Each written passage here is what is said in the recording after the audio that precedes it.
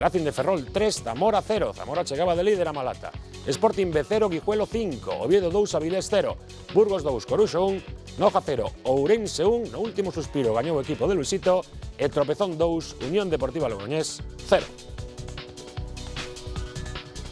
Cambiamos de momento, Luis Timiraos por Gustavo Varela. Que tal, Gustavo? Boas noites. Que tal? Boa noite, Óscar. Xornada positiva, sobre todo para eses dous equipos que ganan eses triunfos tan importantes. O Ourense, polo que significa para estar arriba, e o Racing, que gañou por primeira vez na Malata. Bueno, tampouco hai que esquecer do Celta B, que no, leva... Claro, por suposto, que rompe con esa xeira de resultados. 3 derrotas seguidas e 13 goles encaixados nos últimos 3 partidos. Tamén gañou con moitas novidades no equipo e, sobre todo, suliñar, como dicía Óscar, ese cuarto triunfo consecutivo do Clube Deportivo Ourense.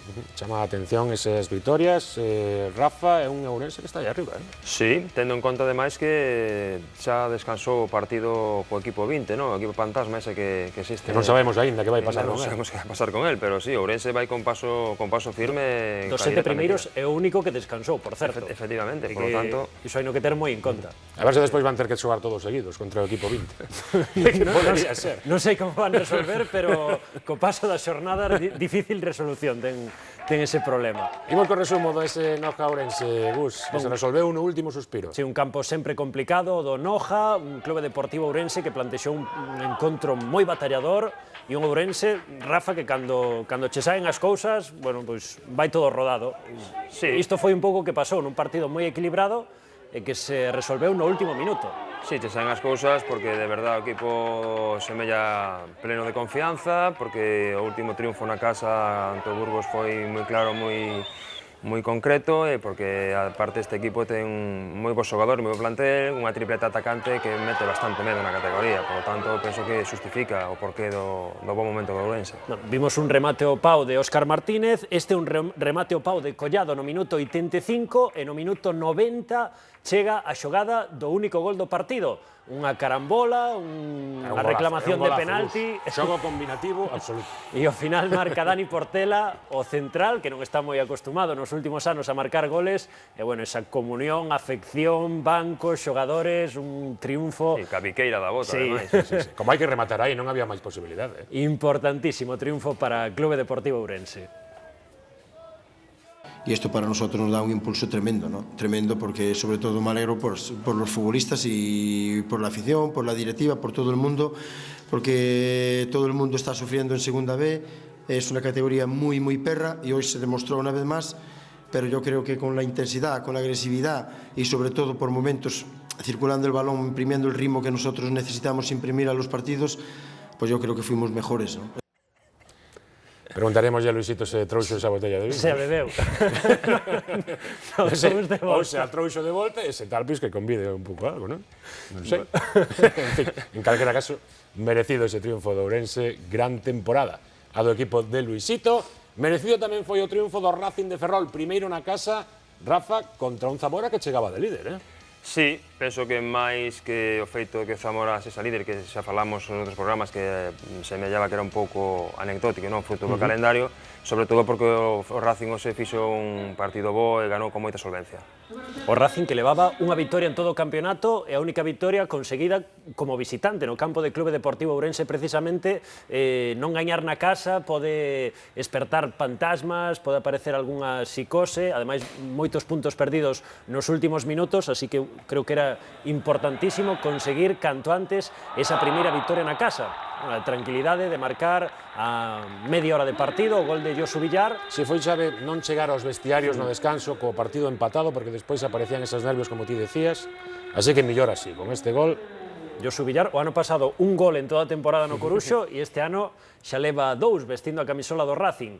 Un Racing que foi dono e señor do partido, que foi o equipo que dispuxo das mellores oportunidades e, como vemos, un Zamora que está segundo clasificado, pero é un equipo o sea, que nos ten totalmente despistados, sí, capaces de gañar 6-0 o Celta B, capaz de perder 3-0 en Ferrol, de perder 4-0 en Santiago. non sabemos como coller o Zamora. Bueno, sabemos que de momento é mellor collelo fora da casa. Sí. Ese dato sí que coñecemos.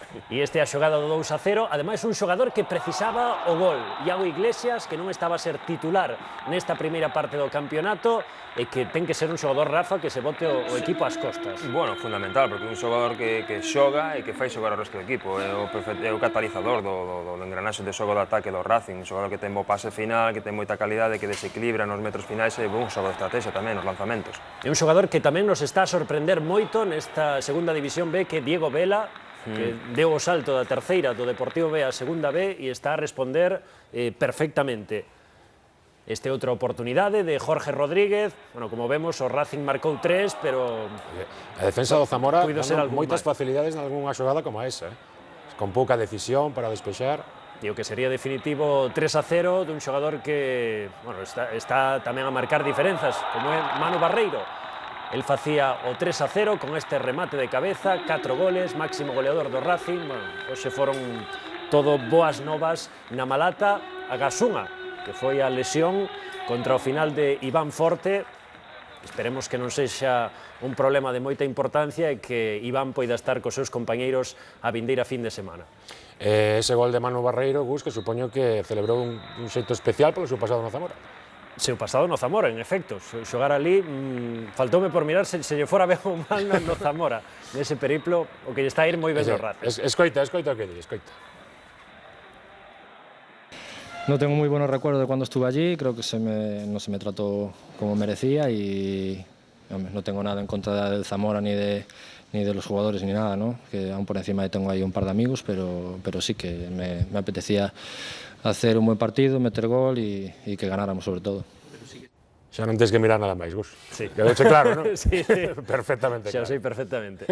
Bueno, magnífica xornada xa o vimos para Ourense, para Racing e tamén para o Celta B, Rafa, que cando menos supera esa xeira. É certo que un equipo con ese tipo de xeira de resultados de outras temporadas xa pasou, Sí. pero é típico dun filial. Sí, eses picos de rendimento altos e baixos, que gañar cando mellor non xogas ben, perder cando estás en boa racha, pero sobre todo hoxe que era un partido de gran dificultade, non? Debutaba un porteiro xuvenil, prácticamente o suplente era outro xuvenil, polo tanto, un partido de moita exigencia para uns rapaces que todavía son moi novos. E que eu iba a comentar, Rafa, non xogaba o primeiro equipo, podían baixar xogadores do primeiro equipo filial, pero hasta niso tiña mala sorte o Celta B porque estaban todos convocados ou lesionados, convocados coa selección sub-19 ou mancados, como o caso de Rubén Blanco, pero non estaba nin Santi Mina, nin Costas, nin, bueno, moitas ausencias. nin Borja, moitísimas ausencias e sobre todo que dicía Rafa, Iván, que é un porteiro, coñécelo Rafa, moi prometedor. Se ven Rubén Blanco como internacional sub-19, xa está Iván como internacional sub-16. Sí, eu penso que non hai dos porteiros iguais, pero perfectamente un bo recambio, un porteiro además de tipología Van der Sar ou de Gea, deste perfil de porteiros, con moi boas condicións, sobre todo o que eu podo decir del con moita humildade. Aí temos o único gol do partido, marcado por Marcos Torres. Gol que chegaba no minuto 1 do segundo tempo, nada máis volver dos vestiarios. E un gol importantísimo, porque había que curtar como fose esa serie de derrotas, ademais recibindo moitos goles o Celta B, en un momento idóneo chega este triunfo para dar un pouco de tranquilidade, digámoslo así. Contra o final, dispuxo de oportunidades a Cultural Leonesa, que mesmo mandou un balón contra o pau, pero bueno, a sorte non estivo coa Cultural, estivo co Celta B, que tivo oportunidades de abondo para ter incluso un mellor resultado, pero bueno, con 1-0 dámonos por satisfeitos. Sí, porque ademais suma 13 puntos o Celta B. Sí, non está nada mal. Cifra nada desdeñable a estas alturas da Tiña esa competición. reserva de puntos antes de entrar nesa xeira negativa. Evidentemente, polo tanto, creo que consolida un bo posto clasificatorio. 13 puntos cun balance de 6 goles a favor e 13 en contra. Bueno, curioso, sí. un menos 7. Claro, é o que estábamos a falar antes, non? Estes picos do Sí, filial. é normal, en equipos filiais é unha dinámica que pode ser normal. Repasamos xa o feito polos equipos que gañaron nesta xornada. Lamentablemente non puderon facer o mesmo nen Coruxo, que quedou derrotado en Burgos, nin o Compostela Gus, que recibía en San Lázaro a un histórico. Bueno, de feito este partido, Compostela, Racing de Santander, podía ser de primeira e nada. Noutro tempo foi de primeira Noutro división. tempo non tan, Sí. non tan longe. Hai 15 anos. Non é nada, eso non é nada. 15, 16 anos. Aí temos o Racing de Santander, increíble o Racing de Santander xogando na segunda división B. E unha Sociedade Deportiva Compostela que tivo como mellor oportunidade esta, a de Joselu. Creo, Rafa, que viche o partido, non sei se che sorprendeu o estilo de xogo do Racing de Santander, que foi darlle o balón ao rival e buscar únicamente fútbol directo, contragolpe con Coné. Moi segunda vez, eu penso que un equipo que se repregou, que se armou, que xogou o balón adiantado para o seu único dianteiro, Coné, que prácticamente foi un pesadelo en solitario para a defensa do Compostela, e tirou fruto precisamente a través dele, non?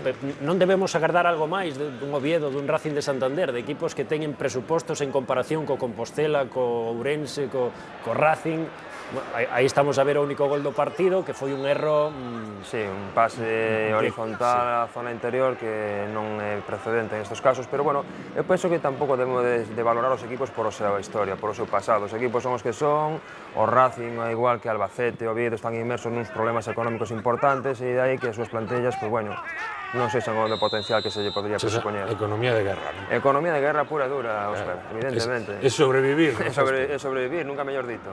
0-1 gol de Coné, 0-2 gol de Juanpe. Por certo, Coné, un xogador chamado a marcar as diferenzas nesta categoría, senón o mellor, si do mellor que hai na segunda división B, o Compostela que intentou tirar ou intentou conseguir o gol da honra, pero así rematou o partido coa derrota por 0-2. Foron sólidos atrás e logo xogaron á contra co dianteiro moi rápido que teñen e bueno, creo que nós non supemos ler ben o partido, creo que tratamos o rival con demasiado respeto, non queríamos o balón e logo os goles creo que foron dous regalos nosos como vin sendo habitual nos últimos partidos e que ante un rival desta entidade acabas perdendo o partido. Vai de históricos a cousa. O Burgos era o rival do Coruxo, Gus. Burgos-Coruxo, outro partido con moi mala sorte, un gran desgraza. O Coruxo probablemente mereceu moito máis no campo do plantío. Aí estamos a ver, adiantouse o Burgos no primeiro tempo por esas mans na área. O penalti transformado por Prats.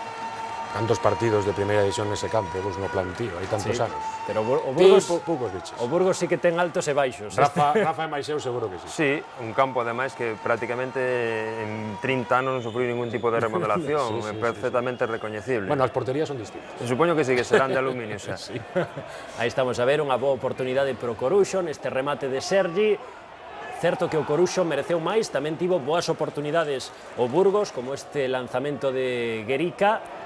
E despois o penalti, estábamos no minuto 35 da segunda metade, a caída de Rafa Mella, a transformación, como sempre, sangue de horchaza que se pode dicir, en Jonathan Antúnez, marcaba o terceiro gol da temporada, o segundo nun lanzamento de penalti, pero no minuto 92, erro na marcaxe, esa atención defensiva, e por aí aparece Jus Rebaso, o xogador formado nas categorías inferiores do Athletic, para facer o 2-1, un pau duro pro equipo de Antonio Gómez. El primer tiempo fue del Burgos, pero ya en el segundo tiempo creo que jugamos muy bien, fue nuestro totalmente y bueno, pues no digo que no sea merecido, pero indudablemente es muy duro el castigo final. El Corucho es un muy buen equipo, es un gran equipo, va a estar arriba otra vez, estará ahí metido y por eso la satisfacción de la victoria. Triunfo do equipo de Ramón María Calderé. Tempo de volver con Charlie. Charlie, que nos contas? Sí, pois siguen a xente opinando agora xa tamén sobre a segunda B. Algúnha preguntiña aquí para Rafa, por exemplo. Pregúntanse, Denis Suárez pode ser un dos xogadores revelación da segunda división.